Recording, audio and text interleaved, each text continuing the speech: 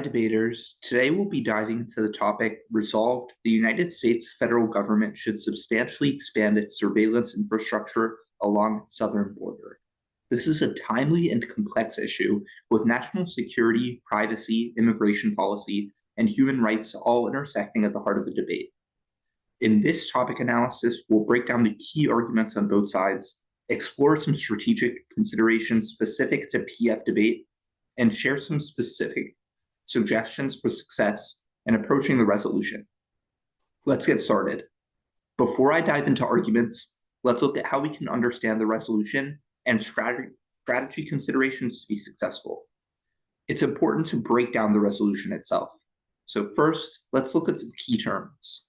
The United States federal government implies we are focusing on the actions of federal agencies like U.S. Customs and Border Protection, ICE, or the Department of Homeland Security.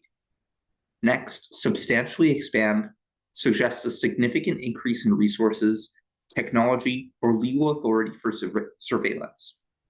This could include things like drones, surveillance cameras, motion sensors, or even enhanced biometric systems. Next, surveillance infrastructure refers to the tools and systems in place to monitor the border, both physical and digital. And then finally, the southern border refers to the US-Mexico border, a politically charged and high-traffic area for migration and trade. When crafting cases, understanding the scope and nature of these terms will help avoid misunderstandings or strawman arguments. In PF, judges often come from a wide range of backgrounds, so we want to keep your arguments accessible, concise, and impactful. Here are some key strategies. First, let's look at how to frame the debate. The topic is likely to be framed in terms of security versus civil liberties, so how you balance these concerns will be critical.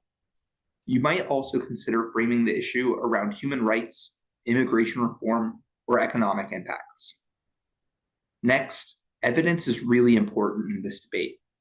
Data on border crossings, crime rates, and the effectiveness of current surveillance systems will be extremely important. On the negative, make sure that you find credible sources on civil liberties, legal precedents, and human rights. Next, let's look at how to weigh impacts. In this topic, weighing security and sovereignty against potential abuses of power and privacy invasion will be really important.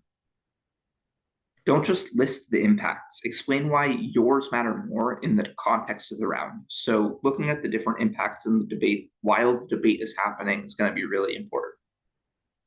Next, preempt the common arguments. Both sides have well-known talking points. National security and safety for the affirmative, civil rights and government overreach for the negative. Being prepared with responses to these standard arguments will really set you apart. Now let's go into the arguments.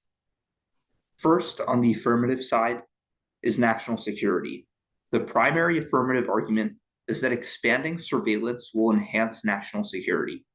Proponents argue that the current border infrastructure is inadequate, leaving the US vulnerable to illegal immigration, drug trafficking, and even terrorism. Expanding surveillance through drones, AI, and other technologies would help to secure the border more effectively. For the evidence, point to instances where gaps in border security have led to significant issues like drug smuggling or human trafficking. You could also use data on border apprehensions and how improved surveillance tools have helped reduce crime in border areas. The impact is that better surveillance could lead to more accurate detection of border crossings, reducing human trafficking and drug smuggling, while improving overall public safety. Next is cost effectiveness. While expanding surveillance sounds expensive, proponents argue it's more cost effective in the long run than hiring more border agents or constructing physical barriers. Advanced surveillance technology can cover more ground with fewer human resources. The evidence is that really it comes from studies that compare the costs of various border security measures, showing that surveillance is a cheaper and more effective option than physical barriers or increased personnel. Next, let's look at technological advancements. With modern technology, we have the capacity to implement sophisticated surveillance systems that are more accurate and efficient than ever before. AI-based facial recognition, heat sensors, and drones can track movement without the need for constant human oversight.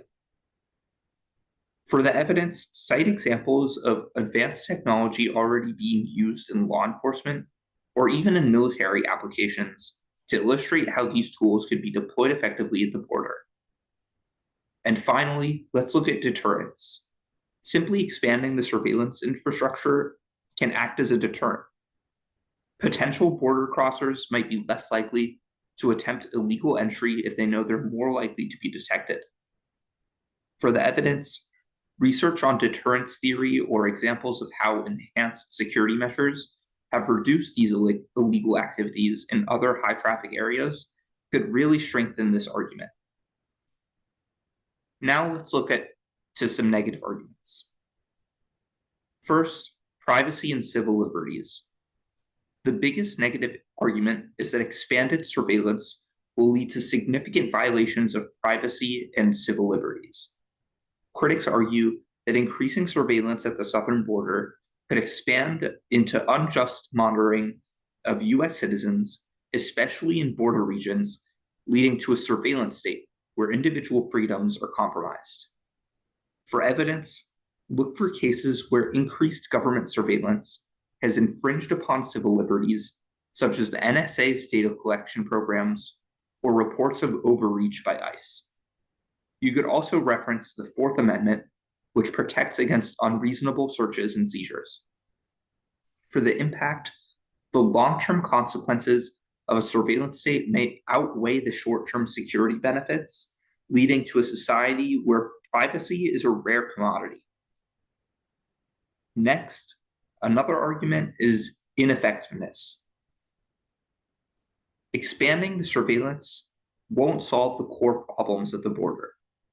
Critics argue that the issue is more about systemic immigration policy failures, not surveillance.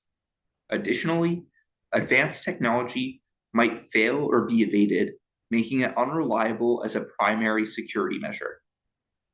For the evidence, you should point to specific studies or reports where surveillance measures were ineffective in reducing crime or illegal crossings. You could also bring up examples of how smugglers have found ways to avoid surveillance, making it a futile investment. Next, there are cost concerns.